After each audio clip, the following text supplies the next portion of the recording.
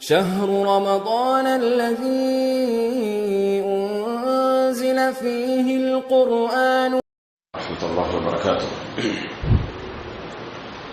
الحمد لله رب العالمين والعاقبة للمتقين والصلاة والسلام على أشرف الأنبياء والمرسلين وعلى آله وأصحابه أجمعين ومن تبعهم بإحسان إلى يوم الدين وبعد. قال الله تعالى: شهر رمضان الذي أنزل فيه القرآن هدى للناس وبينات من الهدى والفرقان فمن شهد منكم الشهر فليصم. الآية. وقال النبي صلى الله عليه وسلم: إذا جاء رمضان فتحت أبواب الجنة وغلقت أبواب النار وصفدت الشياطين. معزز حاضرین، آج ہم نے سورۃ البقرہ کی ایک آیت تلاوت کی. حسب معمول جو ہمارا روٹین چل رہا تھا وہ نماز تراویح میں جو پارہ پڑھا جاتا ہے اس میں سے ایک آیت کا انتخاب ہوتا تھا. چونکہ نظام و قانون بدل گیا تو اس مناسبت سے ہم اس سلسلے کو جاری نہیں رکھ سکتے. کل سے باجماعت جس طرح آج ادا کی نماز فجر تو کل سے پڑھنا ممکن نہیں ہے جماعت کے ساتھ. تو اسی مناسبت سے میں نے سورۃ البقرہ کی ایک آیت کا اختیار کیا ہے جو کہ جس کا تعلق ماہ رمضان اور قرآن سے ہے. اللہ تعالیٰ فرماتے ہیں کہ یہ رمضان کا مہینہ جس میں قرآن کریم نازل کیا گیا. اس آیت سے معلوم یہ ہوا کہ قرآن کا اور رمضان کا بہت گہرا تعلق ہے. اور ماہ رمضان کی فضیلت میں حدیث میں آتا ہے: اذا جاء رمضان، جب ماہ رمضان آتا ہے، فتحت ابواب الجنہ، جنت کے دروازے کھول دیے جاتے ہیں، وغلقت ابواب النار، اور جہنم کے دروازے بند کر دیے جاتے ہیں، وصفدت الشیاطین، اور سرکش شیاطین کو جکڑ دیا جاتا ہے. اب یہاں پر اس حدیث کے تحت سوال ایک یہ ہے، سوال یہ ہے کہ جب شیاطین کو جکڑ دیا جاتا ہے ماہ رمضان کی مناسبت سے، اس کے باوجود بھی لوگ جو ماہ رمضان سے پہلے گناہ کرتے تھے، غلط کام کرتے تھے، گناہوں کا ارتکاب کرتے تھے، ماہ رمضان میں بھی ارتکاب کر رہے ہیں. ارے ایسے مسلمان ہیں تقریباً آپ دیکھ لیں کہ 25% کم سے کم مسلمان ایسے ہیں ہمارے ان علاقوں میں جو کہ اس ماہ رمضان میں روزے نہیں رکھتے، فرض روزے نہیں رکھتے. تو پھر شیطانوں کو جکڑنے کا کیا مطلب ہے؟ گالی کی گالی بھی دے رہے ہیں، جھوٹ بولنے والے جھوٹ بول رہے ہیں، دھوکہ دینے والے دھوکہ دے رہے ہیں، گپ شپ کرنے والے گپ شپ کر رہے ہیں، غیبتیں کرنے والے غیبتیں کر رہے ہیں. تو یہ شیطان کے بھڑکاؤ سے ہوتا ہے. اب یہاں اللہ کے رسول صلی اللہ علیہ وسلم فرما رہے ہیں کہ ماہ رمضان میں شیاطین کو جکڑ دیا جاتا ہے. کیا مطلب ہے اس کا؟ رمضان کے مہینے میں شیطان کو جکڑ دیا جاتا ہے، شیاطین کو جکڑ دیا جاتا ہے، جبکہ شیطانی حرکتیں ماہ رمضان میں ہو رہے ہیں. کیا مطلب ہے؟ یا تو شیطان کو نہیں جکڑنا یا پھر جو ہے کیا مطلب ہے بتائیے جی. ہاں، علماء نے الگ الگ مطلب بیان کیا ہے اس کا. علماء اکرام الگ الگ مطلب بیان کیے. کچھ علماء یہ بیان کیے ہیں کہ سرکشی جو بڑے بڑے شیطان ہوتے ہیں ان کو جکڑ دیا جاتا ہے، بقیہ جو چھوٹے چھوٹے شیاطین ہوتے ہیں ان کو اسی طرح چھوڑ دیا جاتا ہے، تاکہ ہر ایک انسان کے پیچھے شیطان لگا ہوتا ہے، وہ شیطان لوگوں کو گمراہ کرتا ہے، بھڑکاتا ہے. اصل سرداروں کو جکڑ دیا جاتا ہے، یہ بھی ایک مطلب بتاتے ہیں. اور اکثر علماء جو مطلب بتائے ہیں وہ یہ کہ واقعی حدیث میں جب بتایا گیا شیاطین کو جکڑ دیا جاتا ہے تو جکڑ دیا جاتا ہے. البتہ شیطان کو قرآن کریم نے کیا کہا؟ انک عدو مبین، انہ عدو مبین.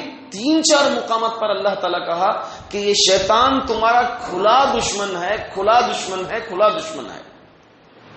اب اس کو بھی معلوم ہے کہ رمضان آئے گا تو مجھے بھی جکڑا جائے گا، تو یہ کیا کرے گا؟ اپنے آثار، اپنے ایفیکٹس کہ جن لوگوں پر جس طرح حملہ کرنا ہے وہ حملات کر کے چلا جاتا ہے. اس کے نفس کو اس طرح ریڈی کرتا ہے کہ اس کا نفس امارہ غالب ہوتا ہے ہمیشہ. نفس امارہ جو عموماً برائی کی طرف آمدہ کرے، نیکی کی طرف جو پیچھے ہوتا ہے، اس کو نفس لوامہ کہتے ہیں. نفس امارہ کو غالب کر کے چلا جاتا ہے. شیاطین کو تو جکڑ دیا جاتا ہے، مگر اصل جو دل میں شیطان ہے، انسانوں کے دل میں جو نفس امارہ ہے، وہ کام کرتے رہتا ہے. یا پھر جو عادی ہو جاتا ہے آدمی، گناہوں کا اتنا عادی ہو جاتا ہے کہ ماہ رمضان شیطان کی ضرورت خود نہیں ہے، اس کو اتنا گمراہ ہو گیا ہے، پھر اتنا ٹرین ہو گیا کہ وہ اس کو پھر دوبارہ بھڑکانے کی ضرورت ہی نہیں ہے، ایسا معاملہ ہو گیا. تو عموماً جو ہے اس رمضان میں ایسی کئی چیزیں ہیں جو اتنی ٹرین ہونے کی وجہ سے رمضان کے علاوہ جو ہے اس کے آثار ایسے چھوڑتے ہیں کہ رمضان میں بھی وہ غلطیاں کر جاتا ہے.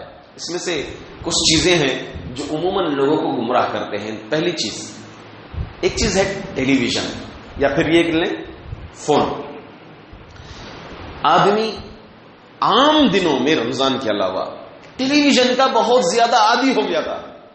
ٹی ویوں کا، فلموں کا، اس کا عادی ہو جاتا ہے، جو کہ رمضان آیا تو رمضان آنے کے بعد بھی اس میں کچھ چینجز نہیں آتے. اس کو دیکھنا ہے تو سو دیکھنا ہے بس. یا پھر جو ہے کم از کم وہ یہ ارادہ کرتا ہے کہ مجھے اس رمضان میں یہ چیز نہیں دیکھنی ہے، کچھ دوسری چیز دیکھوں گا میں. تو کچھ ایسے پروگرامز جس میں مسلمان بتایا جاتا ہے، اب اس میں فلموں میں جو چیزیں پائی جاتی ہیں سب چیزیں اس میں پائی جاتی ہیں. جیسے ابھی وہ ارتغال آپ لے لیجئے مثال کے طور پر. اب عام طور پر کیا کرے گا، ارے یہ تو مسلمانوں کا سیریل ہے، اس کو دیکھنے سے کچھ گناہ نہیں ہوئے گا. اب آپ دیکھیں گے جو چیز فلموں میں پائی جاتی ہے تمام چیزیں اس میں پائی جا رہی ہیں. اس میں بھی جو ہے محبت پائی جاتی تھی فلموں میں، اس میں بھی محبت پائی جا رہی ہے. اس میں بھی موسیقی پائی جاتی تھی، اس میں بھی موسیقی پائی جا رہی ہے. اس میں بھی جو ہے خواتین فحاشی اور ننگا پن کا اظہار کر رہے ہیں، اس میں بھی جو ہے کم از کم آدھا تو دکھا رہے ہیں. تو بہرحال ایسی چیزیں دیکھنا شروع ہو جاتا ہے اور اس کو یہ کوئی غلط نہیں سمجھتا، گناہ نہیں سمجھتا. یہ بہت بڑی غلطی ہے. یہ شیطان اس طرح حملہ کر کے جاتا ہے. اور اسی طرح سے موسیقی ہے، میوزک ہے، میوزک کا وہ اتنا عادی ہو جاتا ہے رمضان کے علاوہ کہ ماہ رمضان میں دیگر چیزیں سننا شروع کرتا ہے اور وہ میوزک کے بغیر نہیں سنے گا. جیسے قوالیاں ہیں، اشعار ہیں. اب اس کو یہ سمجھتا ہے کہ میں بہت کار خیر کر رہا ہوں، بہت بڑا ثواب کا کام کر رہا ہوں، رمضان کی مناسبت آئی تو قوالی لگا لیا. ایک اعتبار سے اگر ان قوالیوں کے معنوں میں غور کریں گے، اگر ان قوالیوں کے معنی میں غور کریں گے، شرک کی لت پت ہے، شرک کی لت پت ہے. کھلے عام شرکیہ الفاظ ہوتے ہیں اس میں بندے کو خدا کا مقام دیا جاتا ہے، حضرت علی کو اللہ کا مقام دیا جاتا ہے، نبی کریم صلی اللہ علیہ وسلم کو اللہ کا مقام دیا جاتا ہے، جبکہ اللہ تعالیٰ کو اور نیچا مقام دے دیا جاتا ہے. اور وہ بھی میوزک کے بغیر جو ہے، موسیقی کے بغیر جو ہے سننے سے جو ہے آدمی خاموش نہیں رہتا. اب اس کو بھی کار خیر سمجھتا ہے. اسی طرح سے ایک چیز ہے سوشل میڈیا. اب سب سے پہلے پکارا اس آدمی کا آئے گا جو رمضان میں عبادت میں پیچھے رہا. ابھی ایک 8 دن رمضان چلا ہمارا. دیکھیے وہ لوگ عموماً جو عبادتوں میں پیچھے رہے، شاید وہ تراویح نہیں پڑھے، وہ باجماعت نماز پڑھنے کا موقع نہیں ملا ان کو. اب سب سے پہلا پکارا انہی کا شروع ہوئے گا. کیا یہ رمضان مسلمانوں پہ ایسے پریشانیاں، تراویح پڑھنے کا موقع نہیں ملا، جبکہ وہ آدمی ایسا ہے خود تراویح نہیں پڑھا ہوگا. وہ سب سے پہلے زبان وہی کھولے گا کہ تراویح پڑھنے کا موقع چھوڑ گیا، مسلمانوں سے دشمنی، یہ ایسا. رمضان میں جن لوگوں کو لاک ڈاؤن یاد آیا، تو یہ عموماً ایسے لوگ گپ شپ کرتے سوشل میڈیا کے کارن اس کا سہارا لے کر کے اپنا وقت پورا ضائع کرتے جاتے ہیں. تو یہ بھی جو ہے رمضان میں بگڑنے کا یا ماہ رمضان کی صحیح فضیلت حاصل کرنے کا، اس کا صحیح لطف حاصل کرنے کا موقع اس طرح سے جاتا رہے گا. اور ایک رمضان کا بہت بڑا چور ہے، وہ ہمارے خواتین کے لیے کچن. جیسے ہی عصر آ گئی، اب ان کے ظہر کے بعد 4 بجے سے ذہن میں آتا ہے کہ آج مجھے کیا بنانا ہے، آج مجھے کیا بنانا ہے، کون سا نیا ڈش بنانا ہے. تو فون اٹھا لیے، اب اس میں یوٹیوب میں چالو کر لیے کیا چیز بنانی ہے، اس کے لیے آدھا گھنٹہ پونا گھنٹہ مکمل دیکھتے جائیں گے. پھر عصر سے لے کر کے مغرب تک تقریباً افطار کی تیاری میں ان کا وقت لگتا ہے. تو یہ بھی ایک اس رمضان سے جو واقعی صحیح فائدہ حاصل کرنا ہے، وہ فائدے سے ایک طرح سے جو ہے آدمی جو ہے پیچھے جا رہا ہے، اس سے دور ہوتے جا رہا ہے.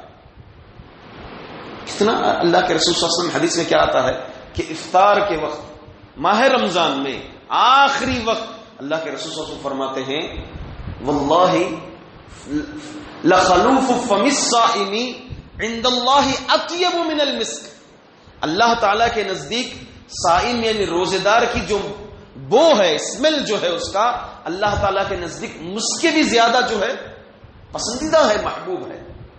تو اب ایسا وقت ضائع جا رہا ہے، ایسا اتنا قیمتی وقت ہے کہ آخری وقت میں اللہ تعالیٰ ایک مسلمان کو آزاد کرتے ہیں، اب مکمل وقت تیاری میں لگا ہوا ہے. تو یہ بھی جو ہے ماہ رمضان میں لوگوں کے گمراہ ہونے کے چانسز ہیں. لوگ جو ہے ایسے چیزوں سے اپنا وقت، اس کو اہم لا کر کے اپنا وقت ضائع کرتے ہیں، فضول کرتے ہیں. میرے بھائیوں، یہ دیکھ لیجئے، یہ جو ابھی قانون بدلا، اس کو سب سے پہلے آپ یہ چیز لائیے کہ یہ حکومت کی طرف سے نہیں ہے. یہ ہر چیز یہاں پر کائن، ہر چیز جو ہوگی تا قیامت، ایک ذرہ بھی جو ہلے گا وہ اللہ کی اجازت کے بغیر نہیں ہلے گا. یہ ہمارے مقدر میں تھا، یہ ہماری تقدیر میں تھا، یہ کہ اس طرح کا وقت آنا یہ ہماری تقدیر میں تھا. سب سے پہلے آپ اس چیز کو لائیں کہ یہ تقدیر ہے ہماری، یہی تقدیر کا فیصلہ ہے ہمارے لیے. تو اس اعتبار سے ہم یہ احتیاطی تدابیر برتنا، ان چیزوں کو فالو کرنا، آپ یہ صرف حکومت کا قانون ہے نہ سمجھیں، یہ شریعت کا قانون ہے. نبی کریم صلی اللہ علیہ وسلم کے پاس ایک جماعت آئی بیعت لینے کے لیے کہ ہم مسلمان ہو گئے. قبیلے والے آئے تھے. ان قبیلے کے افراد میں سے ایک آدمی نہیں تھا. آپ صلی اللہ علیہ وسلم نے پوچھا کہ وہ فرد کہاں ہے، فلاں فرد کہاں ہے، میں اس کو غائب پا رہا ہوں. کہا کہ اس کو طاعون آ گیا ہے. آپ صلی اللہ علیہ وسلم نے کہا کہ اس کو کہنا کہ وہیں رہنا، میں نے بیعت کر لی، کہہ دینا کہ وہ مسلمان ہو گیا، میں نے اس کے ہاتھ پر بیعت کر لی، کہہ دینا. کیوں بھائی؟ نبی کریم صلی اللہ علیہ وسلم کو بھروسہ نہیں تھا، توکل نہیں تھا. اللہ کے رسول صلی اللہ علیہ وسلم کو اللہ تعالیٰ پر توکل تھا. طاعون ایک ایسا مرض جو پھیلتا ہے. آپ صلی اللہ علیہ وسلم آپ دیکھیں گے احادیث میں نبی کریم صلی اللہ علیہ وسلم کھاتے سمے یا مجلس میں بیٹھے سمے جب آپ کو چھینک آتی تو آپ ایک کپڑا لیتے، اپنے منہ میں اس چھینک کو دباتے تھے. چھینکتے سمے یا کھانستے سمے آپ اپنی کھانسی کو، اپنی چھینک کو اس کپڑے سے کور کر کے دباتے تھے. کیوں؟ شرعی اعتبار سے اگر ایک آدمی چھینکے اور اس کے چھینک کا اثر دوسروں پر پڑے تو وہ مرض اس کو لاحق ہو سکتا ہے. تو یہ شرعی تدبیر ہے. ماسک پہننا حکومت کا قانون نہیں ہے یہ بلکہ شرعی تدبیر ہے. نبی کریم صلی اللہ علیہ وسلم سے وارد ہے. اب ڈسٹینس کی نماز یہ تو کچھ ہے ہی نہیں. حکومت کی نماز کہتے لوگ، ہمارے لوگ کہتے ہیں یہ تو حکومت کو دیکھ کے ڈر کے نماز پڑھ رہے ہیں. نہیں، آپ ایسے اہم حالات میں جان کی کتنی قدر ہے شریعت میں معلوم آپ کو. آپ دیکھیے صلاۃ الخوف، خوف کی نماز، وہ نماز جو جنگ میں پڑھی جاتی ہے. جنگ کی حالت میں نماز کی کیفیت بدل جاتی ہے. جنگ میں بھی نماز معاف نہیں ہے. جنگ کی حالت میں نماز کی کیفیت بدل گئی. اس کے 2-3 طریقے ہیں. ایک شارٹ طریقہ میں آپ کو بتاتا ہوں. جیسے مثال کے طور پر 20 لوگ جنگ لڑنے کے لیے گئے. کتنے؟ 20. 10 لوگوں کی ایک صف کھڑے ہو گئی، پیچھے 10 لوگ کیا کریں گے؟ وہ نبی کریم صلی اللہ علیہ وسلم کے ساتھ امام کے ساتھ نماز نہیں پڑھیں گے. وہ 10 لوگ اپنا ہتھیار لے کر کے پیچھے مڑ کر کے کھڑیں گے، یہ دیکھتے ہوئے کہ دشمن آ رہا ہے، کہاں سے حملہ کرے گا، تیر کہاں سے آئے گی، کون کیسے وار کرے گا. ان مسلمانوں کی حفاظت کے لیے وہ بقیہ آدھی مسلمان کھڑے ہوں گے. پھر جیسے ہی ایک رکعت ختم ہوئی تو وہ جو ایک رکعت پڑے وہ اسی حالت میں نماز چھوڑ دیں گے، وہ ڈائریکٹ جو ہے کھڑے ہو جائیں گے. بقیہ جو کھڑے تھے پہلے وہ نماز میں شامل ہو جائیں گے دوسرے رکعت میں. سمجھ، یعنی آدھی نصف نماز وہ پڑھیں گے. آخری تشہد میں سلام کے سمے سب لوگ مل کر کے سلام کریں گے. تو نماز کی حیت بدلی نہیں بدلی، نماز کا طریقہ بدلا نہیں بدلا. کیوں بدلا؟ جان کی حفاظت کی خاطر. کس کی خاطر؟ جان کی حفاظت کی خاطر. یعنی شریعت میں جان کی قدر اتنی زیادہ ہے کہ حالت خوف میں، جنگ کے عالم میں نماز کی کیفیت، نماز کا طریقہ بدل رہا ہے. تو اب یہ مرض، یہ بیماری، یہ بھی جان لیوا مرض ہے. تو یہ حکومت کا قانون نہیں ہے ڈسٹینس کے ساتھ نماز پڑھو، بلکہ یہ شرعی اعتبار سے علماء فقہی مسئلہ یہ نکالے ہیں اس سے قیاس کرتے ہوئے کہ یہ بھی ایک جان لیوا مرض ہے، جو 2 آدمی قریب ہونے سے یہ جان لیوا مرض ایک دوسرے میں داخل ہو سکتا ہے، اس کو ہلاک کر سکتا ہے.